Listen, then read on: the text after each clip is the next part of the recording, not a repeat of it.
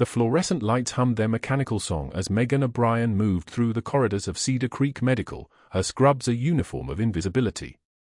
15 years of combat medicine hidden behind a stethoscope. A captain's commission buried in classified files that didn't officially exist. Baghdad felt like another lifetime now, the smell of diesel and dust replaced by antiseptic and recycled air, but her hand still remembered the weight of tourniquets and the precise angle of a needle between ribs. She clocked in at 0630, same as every shift. The ER was already humming with controlled chaos. 2 traumas in Bay 3 and 4, a psych hold in the observation room, a pediatric febrile seizure in triage. Megan tied her scrubs tighter and moved toward the unit board to check her assignments. Her badge clattered softly against her chest as she reached for the chart rack. The sound of her own name being called made her pause. O'Brien. The charge nurse, Patricia, waved her over to the station. New admission coming up to 412. Complex case. Your primary. Megan nodded, reaching for the pre-admit paperwork. The vitals were already printed out. She scanned the name, the diagnosis, the demographics. Staff Sergeant Daniel Reyes. Blind. Shrapnel wounds. Specialized wound care required. Her pen froze mid-signature. She knew that name. Not from a chart. From memory. From a deployment 7 years ago that the Pentagon had erased from every official database. From a convoy in Fallujah where Reyes had been her son's commanding officer. From a night when his platoon had been pinned down in the Jolan district and she'd gone off-book to extract them. Off-book meaning no authorization. Off-book meaning nobody was supposed to talk about it afterward. The memory hit like a physical thing, not trauma, but recognition. The kind of clarity that comes when 2 separate worlds collide. You okay? Patricia was watching her. It's a heavy admission. I can reassign if? No. Megan's voice came out steady. Professional.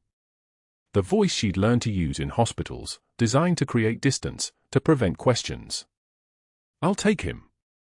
The morning briefing started at 0700.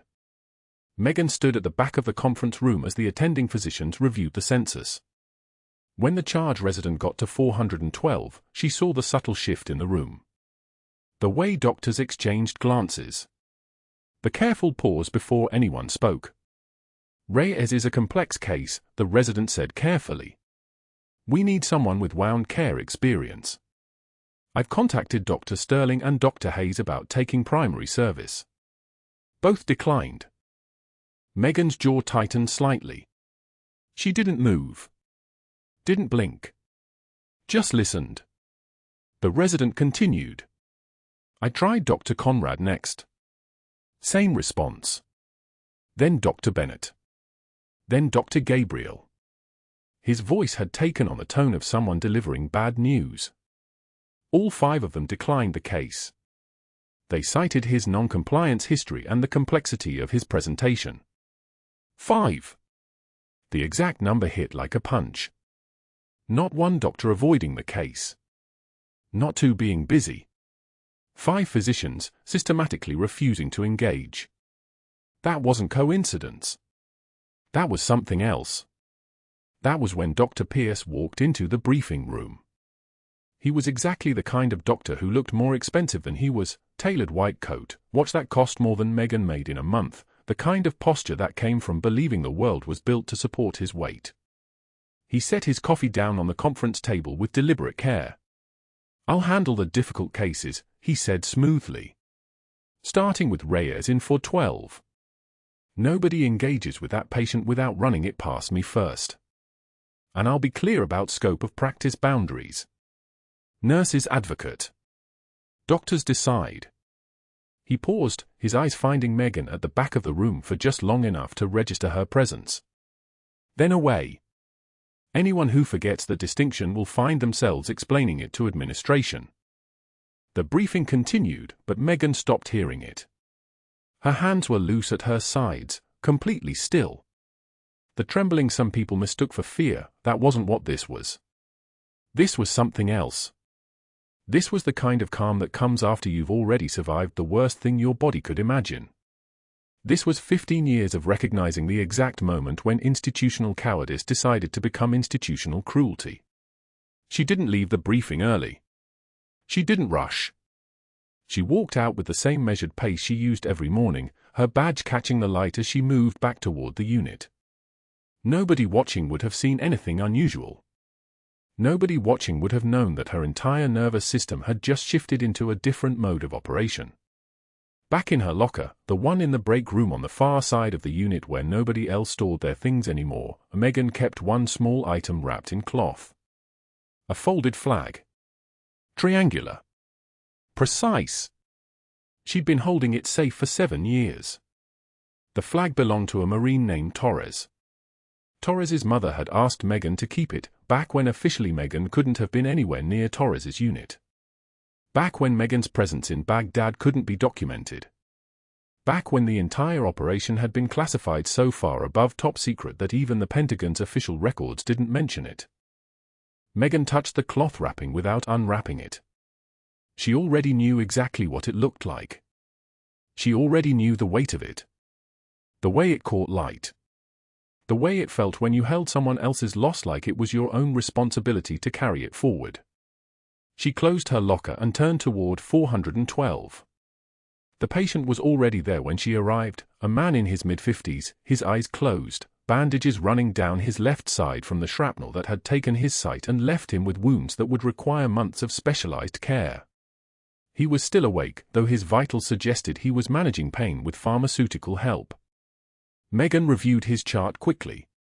Complex wound presentation. Infection risk. Mobility limited. Prognosis good if he got competent care. Staff Sergeant Reyes. Her voice was low, professional, the voice of a stranger. The voice she used in hospitals. I'm Megan. I'll be taking care of you today. His head turned toward her voice. You work here. I do. I'm a registered nurse. I've got your chart here.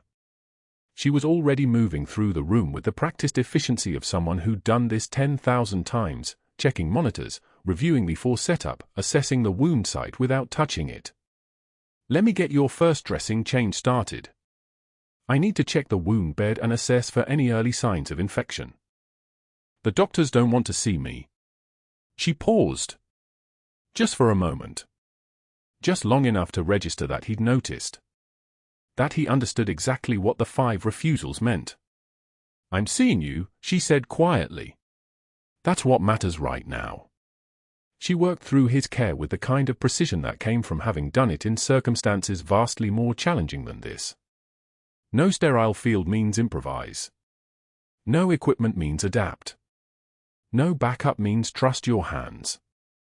Her fingers moved with the muscle memory of field triage, assessing tissue viability, checking for signs of necrosis, evaluating whether the wound bed was progressing toward healing or infection. Reyes was quiet most of the way through, but toward the end of the dressing change, he spoke again. You know what I noticed about the doctors? His voice was rough, shaped by pain medication and something deeper. They looked at me and saw a problem they didn't want to solve. But when you came in, you looked at me like... He stopped. Seemed to be searching for the right words. Like you'd seen worse. Like I was exactly the kind of case you were built to handle. Megan didn't answer right away. She secured the final dressing with a kind of careful precision that suggested she'd been doing this longer than the hospital records indicated. You're going to be fine, she said, her voice steady as bedrock. I'm going to make sure of that. She finished his care and stepped back. Pulled her gloves off. The snap of latex was sharp in the quiet room. She was already planning her next move, researching the latest protocols for complex shrapnel wound management, pulling together a care plan that would keep him stable, preparing for whatever came next. What she didn't know yet was that Dr. Pierce was already on the phone with the hospital's chief of staff. What she didn't know was that 5 doctors had been called personally by Pierce himself, warned about Reyes's case and warned more carefully about any nurse who might try to advocate for him. What she didn't know was that the real nightmare was just beginning. But some part of her, The part that had been trained by the Pentagon and then erased by the Pentagon, already sensed it. Already felt the pressure building. Already understood that this man, this blind veteran sleeping in room for 12, had just become the match that would light everything on fire. She had no idea what was about to walk through those hospital doors. Morning rounds began at 7:15, and Megan stood at the foot of Sergeant Reyes's bed with her tablet, vitals logged and stable, her scrub still damp from the pre-dawn shift. 2 residents flanked Dr. Pierce like satellites orbiting a dying star. Maria Reyes, the sergeant's daughter, stood by the window with her father's folded flag, a gift from his fallen teammate, pressed creases still sharp after 3 years, held against her chest like a shield. The morning light cut through the Venetian blinds in prison bar stripes across the tile floor. Dr. Pierce didn't look at Sergeant Reyes first. He looked at Maria. His voice carried the casual certainty of a man who'd never been questioned in his own theater. "I need to warn you about something," he said, stepping closer to the daughter, positioning himself between the bed and Megan with the precision of someone managing a room's geometry. "Your father's nurse here," he gestured with one hand, a dismissive flick that landed like a slap, "thinks she knows better than physicians. Questioning treatment protocol since day one. Very problematic. Very outside her scope." Megan's jaw tightened. Just that. One muscle movement. She took a measured breath through her nose, held it for 2 counts, released it. Her eyes stayed level, not confrontational, not submissive. Present. The kind of gaze that came from having watched men die without flinching. "The shrapnel fragmentation pattern suggests," Megan began, her voice quiet but steady, the clinical observation offered not as challenge but as data. "Florence Nightingale here has opinions about everything." Pierce cut her off with a smile meant for the residents, who laughed nervously, the sound like wind chimes in an earthquake. Maria's face contracted with confusion. She was trying to understand whether to trust this man in the white coat or the woman in blue scrubs who'd held her father's hand all night while he called out names from Fallujah. A single tear traced Megan's left cheek. Not a tremor, not a flinch. Just salt water following gravity's path, which she did not wipe away. She held Pierce's gaze instead, the tear visible and deliberate as testimony. One of the residents looked away. The other didn't. That one might learn something today, if he survived long enough. Pierce continued his rounds, already moving on, already winning. That was how men like him measured victory, by how quickly they could leave. By how thoroughly they'd made sure no one would speak back. The break room at 11 o'clock smelled like microwaved coffee and the particular despair of hospital furniture. Megan sat at the table nearest the vending machines, her turkey sandwich already unwrapped, when 4 nurses from the day shift gathered by the counter. She recognized all of them: Lisa from pediatrics, Donna who'd worked nights for 12 years, Sarah from the oncology wing, and Jackson, who'd actually helped Megan turn Sergeant Reyes during the first night when his pain meds weren't holding. They all stopped talking the moment she sat down. There was a quality to the silence that was almost deliberate, a silence that had edges. Then they picked up their lunch containers, their thermoses, their napkins, and moved as a unit to the table across the room. Not quickly. Not dramatically. Just completely. Jackson didn't meet her eyes. Lisa didn't either. Megan ate her sandwich. The turkey was cold and slightly rubbery. The bread had absorbed too much moisture from the lettuce. She chewed each bite the required number of times and swallowed. Her fork scraped against the plastic plate with a sound like fingernails on glass, and in the break room's acoustic emptiness, it seemed impossibly loud. That afternoon, Dr. Pierce posted the write-up on the unit board beside the employee announcements and the schedule. He printed it on official hospital letterhead. Megan saw it first because she was the one who actually read the board instead of ignoring it, which was perhaps the flaw in her character that had led to this moment. He called a station meeting at 3 o'clock. 12 staff members gathered while Pierce stood with the paper held like evidence at a trial. His voice carried the weight of institutional authority, each word a stone added to a wall. Nurse O'Brien is formally cited for inappropriate patient advocacy, overstepping scope of practice, and insubordination. He paused, letting that settle.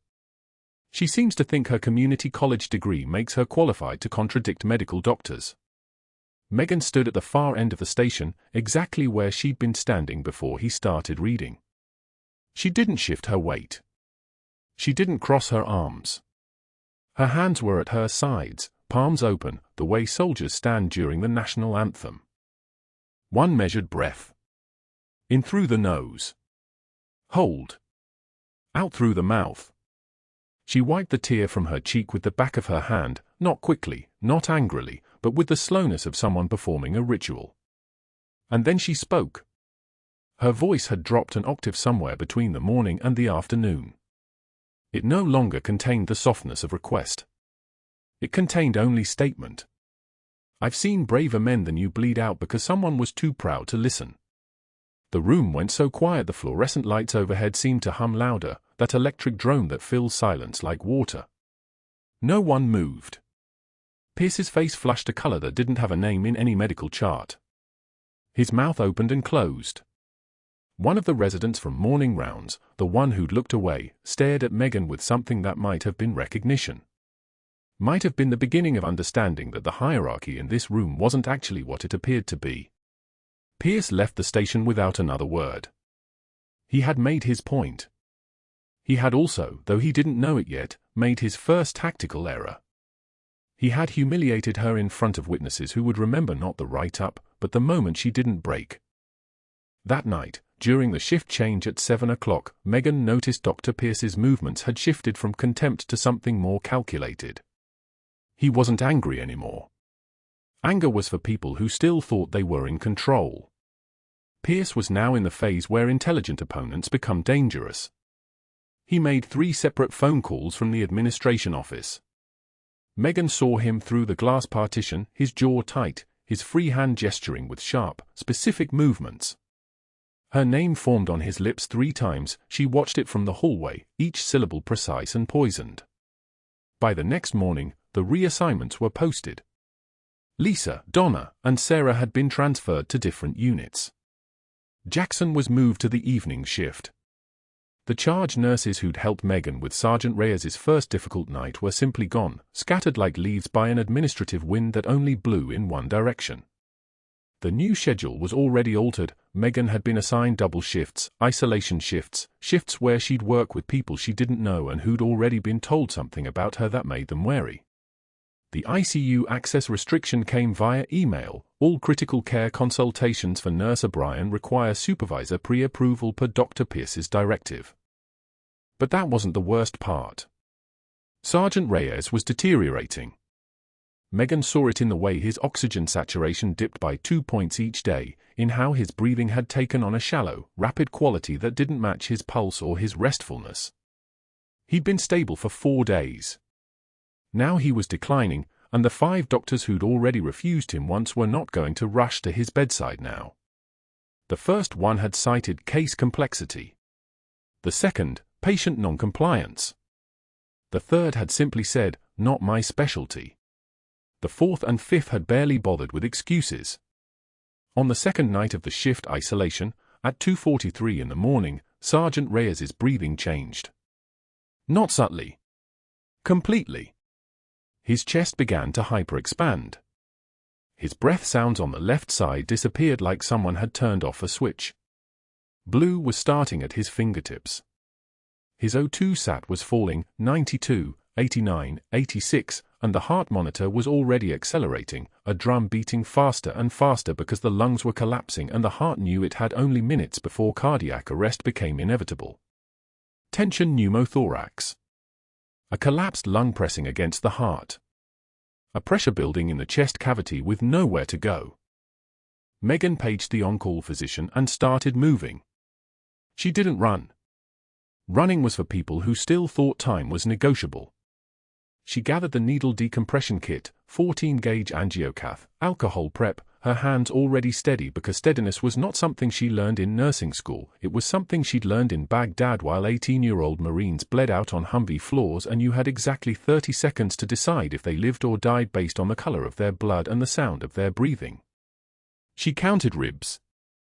Second intercostal space, mid-clavicular line. The anatomy was the same as it had always been. Bodies didn't change just because uniforms did. The needle slid in.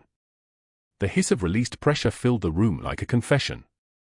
Air escaping. Pressure equalizing. O2 sat climbing, 72, 78, 84, 88. Normal rhythm returning. Sergeant Reyes gasped, color flooding back into his face like someone was turning up a dimmer switch. His fingers unclenched. His breathing eased from that desperate, drowning gasp into something that resembled rest. Dr. Pierce arrived 19 minutes later. The heart monitor's rhythm collapsed into chaos at 2:22 a.m. Sergeant Reyes's chest heaved upward in a distinctive bird's breath pattern, air hunger, the lungs screaming for oxygen they couldn't access. Megan was at his bedside in 3 steps. No hesitation. No page to the on-call physician whose phone had rung unanswered twice in the past hour while he slept in the doctor's lounge. His left lung had collapsed. Not gradually. All at once. The air trapped in the pleural space between lung and chest wall was compressing the right side now, pushing his heart sideways. Tension pneumothorax. The kind of thing that killed in 4 minutes if you waited for paperwork. Megan's hands moved before her brain finished catching up, muscle memory that lived deeper than thought. She grabbed the 14-gauge angiocath needle from the crash cart, her fingers steady as she located the landmarks on his chest. Second intercostal space, mid-clavicular line. She'd done this in a bunker in Baghdad with mortar fire hammering the walls. She could do it in a fluorescent-lit hospital room. "Sergeant, you're going to feel pressure," she said quietly. "Not pain. Pressure. This ends it." She didn't wait for consent. There was no time for consent.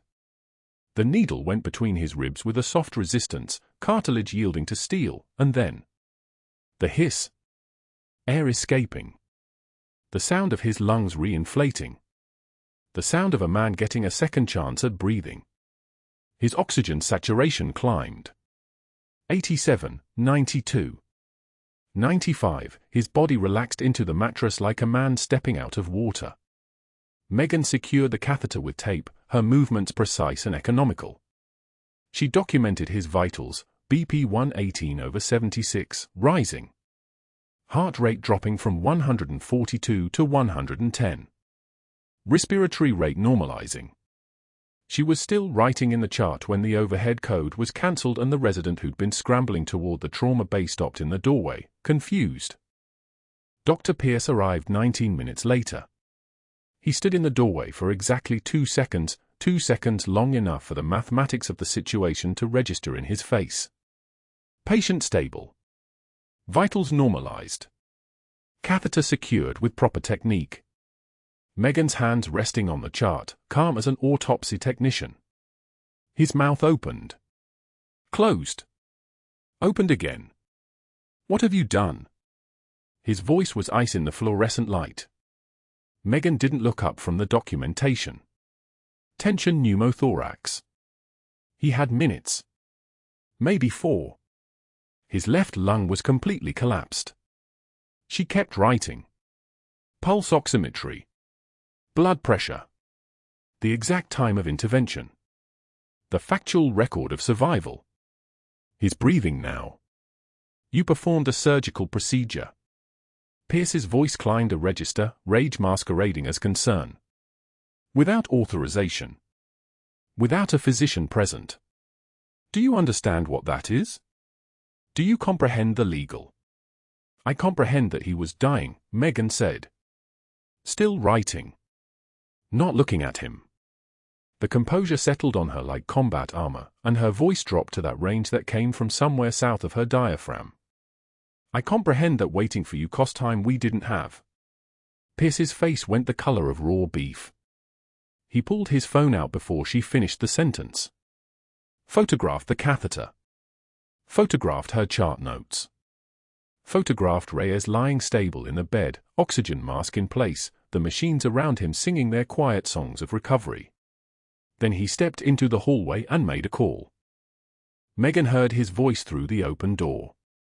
Heard him say assault, heard him say practicing medicine without a license, heard him give the hospital director's home number and wake a man at 2:56 a.m. to report that a nurse had crossed a line so far past protocol that her actions were criminal. By 6 a.m., Pierce had built a case file. Photographic evidence. Witness statements from the 2 residents who'd been on call, residents he'd coached beforehand about inappropriate scope creep, about the importance of maintaining hierarchies, about what happened to nurses who thought they were doctors.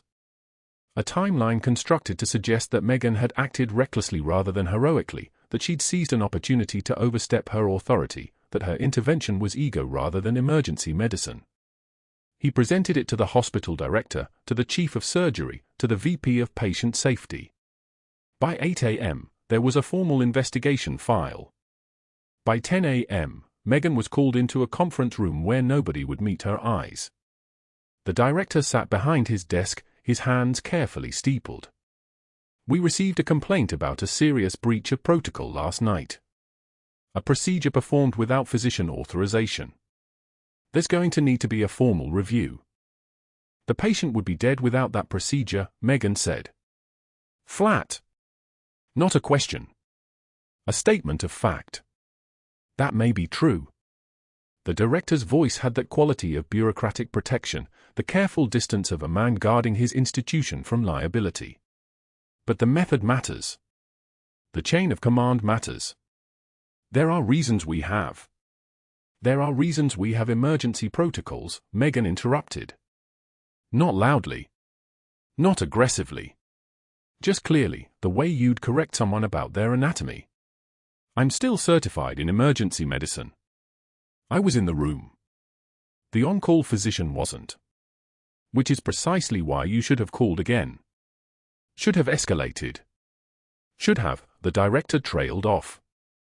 He couldn't finish the sentence, couldn't quite say out loud that she should have let a man die while following procedure. Security arrived at noon. 2 guards in Navy uniforms, their bearing professional and neutral, which somehow made it worse.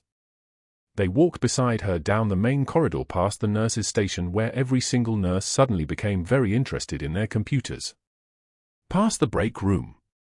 Past the rooms where she'd sat through night shifts holding dying hands, where she'd whispered "you're safe now" in 5 different languages, where she'd been the reason 7 people got to see another sunrise. She tried one more time at the security checkpoint. His belongings. In his room. There's a folded flag. He asked me to keep it safe. It belonged to his teammate. Someone who? That's not your concern anymore, the security guard said. Not unkindly. Just the firm gentleness of institutional protocol. It is, Megan said. But they were already escorting her toward the exit. Pierce was standing near the main desk as she passed, and he watched her leave with the expression of a man who'd just successfully removed a splinter. He held her gaze for exactly 3 seconds, and she kept her face empty as water. The rain started the moment she stepped outside. Not a gentle rain. The kind that hammered the parking lot like someone was emptying buckets from the sky. Megan stood under the concrete overhang, her badge no longer on her scrubs. They'd taken it at security, the little laminated rectangle with her photo and her title that now felt like a permission slip to a life that had just ended. The fluorescent lights behind her buzzed in the darkness. She had no idea what was about to walk through those doors. Dr. Pierce's hands trembled as he dialed the first board member at 11:22 a.m. Not from anger, from calculation. The kind of trembling a chess player gets when moving a piece he knows will win. His voice came steady, practiced. "James, it's Marcus Pierce at Cedar Creek. We have a situation. A rogue nurse, non-credentialed, practicing medicine without a license. I documented everything. The patient's chart is already flagged." 3 more calls followed in rapid succession. Board member to administrator to compliance officer to the chief of medicine's direct line. Each time, the script was identical. A rogue nurse. Practicing medicine. The words stacked like bricks in a wall he was building around her. By noon, the wall was complete. Security arrived at the trauma unit at exactly 11:58 a.m. Two officers in grey uniforms with the kind of neutral expressions that meant they'd done this before. Megan knew before they opened their mouths. The suspension notice was printed on hospital letterhead, formal and cold. She'd been expecting this since the moment she'd pushed that needle into Sergeant Reyes's ribs. Her hands were steady as she read the words, immediate suspension pending investigation, pending review, pending. Pending. That word again. She stood. Her badge hung around her neck on a beaded chain, the same chain she'd worn for 15 years, through the fluorescent corridors of 3 different hospitals, through night shifts and code blues and patients who lived because she'd known what to do when doctors froze. She unhooked it. The metal was warm from her skin. The folded flag, Megan said. Her voice didn't waver. In Sergeant Reyes's belongers. The one he asked me to keep safe. It's from his teammate. The one who, she stopped. One of the officers shifted his weight. The other checked his watch. Please. Just make sure someone knows. His daughter needs to understand what that flag means. It means his friend saved him first. The officer on the left took the suspension notice back. He didn't respond to the flag. Protocol didn't include listening to suspended nurses explain the meaning of military memorabilia. Protocol included walking her to the employee exit and watching her leave through the double doors that whispered shut behind her like a sigh. Rain hammered the parking lot. Megan's car sat in the second row, a 2008 Honda Civic that had carried her through every shift she'd ever worked. She sat in the driver's seat with the door open, rain soaking through her scrubs. The hospital rose behind her, all glass and brick and the small rectangular lights of 100 windows. Somewhere on the 4th floor, Sergeant Reyes lay in his bed. Somewhere on the 4th floor, Dr. Pierce was probably smiling. She drove home on autopilot. Norfolk in November tastes like diesel exhaust and the salt iron smell of the Elizabeth River. The highway was a ribbon of grey, the afternoon collapsing into itself like a bad bruise. Megan's hands gripped the steering wheel at 2 and 10, the way she'd been taught at Quantico 23 years ago. Muscle memory. Even her grief followed protocol. The kitchen table was where she'd paid bills and helped Marcus with 3rd grade math and held the phone call from Arlington Cemetery explaining that her husband wouldn't be coming home from Fallujah. Now it was where she sat at 3:02 p.m. in wet scrubs, staring at nothing, with her hands folded in front of her like she was waiting for someone to speak. She didn't hear Marcus come in. 12 years old, home from school, his backpack hitting the tile floor with the hollow thud of textbooks and a half-eaten sandwich wrapped in foil. He stood in the kitchen doorway for 3 seconds before he understood something was wrong. Mom. She didn't lift her head. Mom? Why are you home? The question hung in the air like a siren in the distance. Megan opened her mouth. Closed it. What could she possibly say? That a man she wasn't supposed to know had saved her husband's life in a place that didn't officially exist? That she'd broken protocol to save him the same way?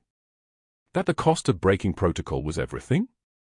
Marcus moved closer. He was tall for 12, with her dark hair and his father's jaw. He'd been 8 when the folded flag arrived in a box from Arlington. Old enough to understand that folded flags meant death.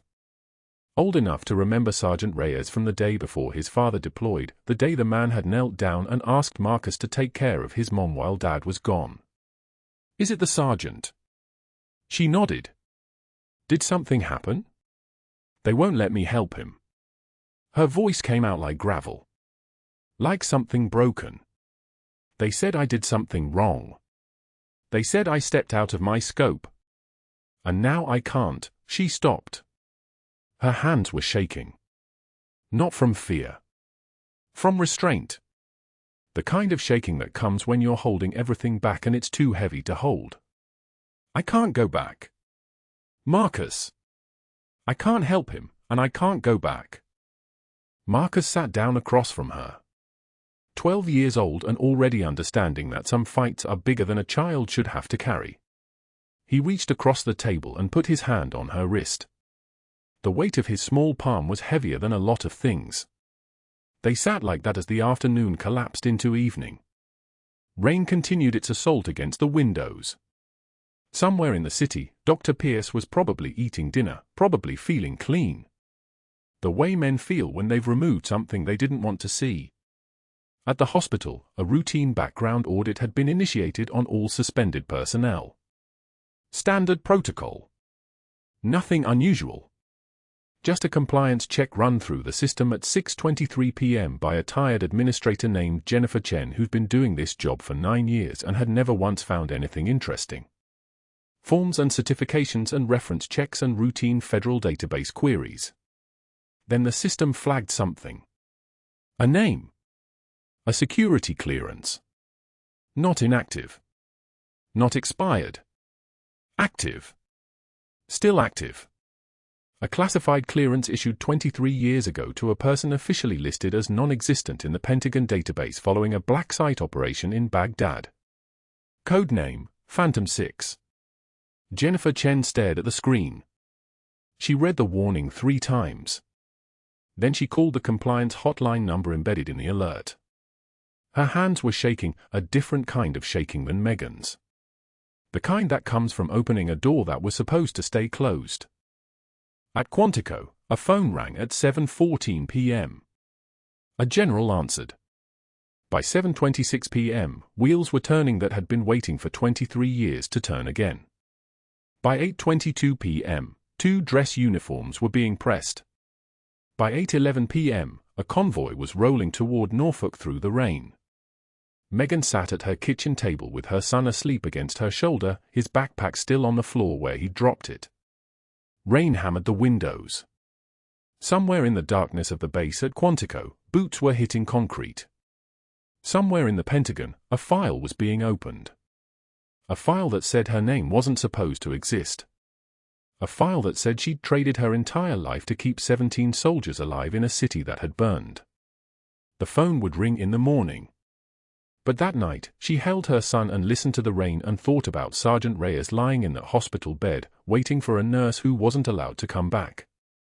The cost of being Phantom 6 was that sometimes the people you'd saved had to bleed out because the Pentagon didn't want them to exist. That sometimes choosing to survive meant watching others die. She didn't sleep. But she held Marcus. And when the rain finally stopped at 4:17 a.m., she heard something else. A distant sound. A rhythm. The kind of sound that only comes when the world decides to stop pretending anymore. Helicopter rotors. Getting closer. The helicopter rotors grew louder. Then stopped. By noon on the 3rd day, 2 agents in dark suits had already photographed every file in Megan's personnel folder. The routine hospital background audit had flagged something the Cedar Creek administrators never expected to find, a security clearance still active in Pentagon systems. Top secret compartmented information. Issued to Captain Megan O'Brien. Never formally closed.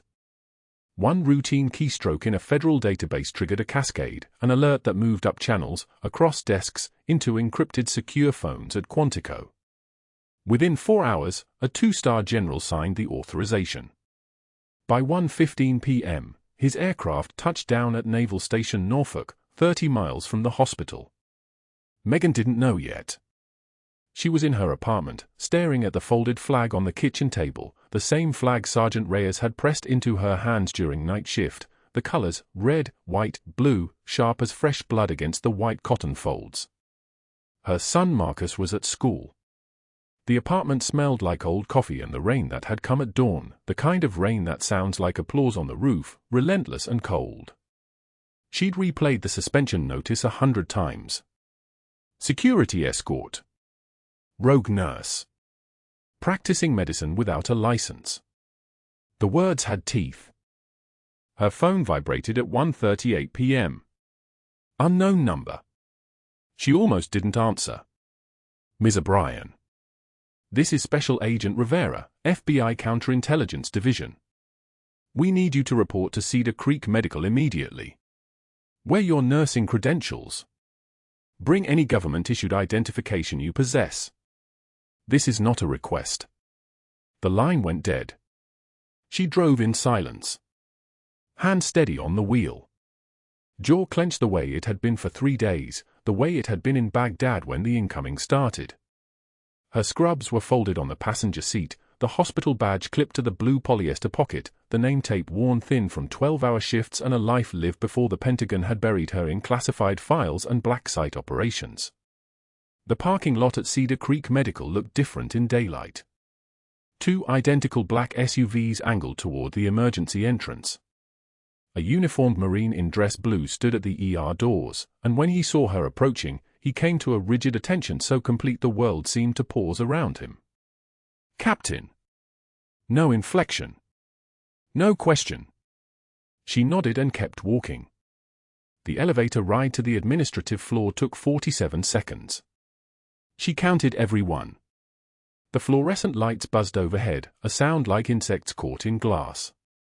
Her badge clattered once against her ribs, muscle memory from a life when badges had meant authority, when her voice had commanded rooms, when nurses had called her and followed her instructions through mortar fire and blood. The hospital director's office was on the 4th floor. Through the open door, she could see Sergeant Reyes sitting in a leather chair, his dark eyes pointing toward a window he couldn't see. Behind him, 2 Marines in dress blue stood with the geometric precision of statues. Between them, a general officer with a chest full of ribbons and a jaw that looked like it had been carved from granite. And then Reyes smiled. When he heard her footsteps. Before she'd even appeared in his line of sight. "Phantom 6, he whispered. The room went dead silent. Megan stepped inside.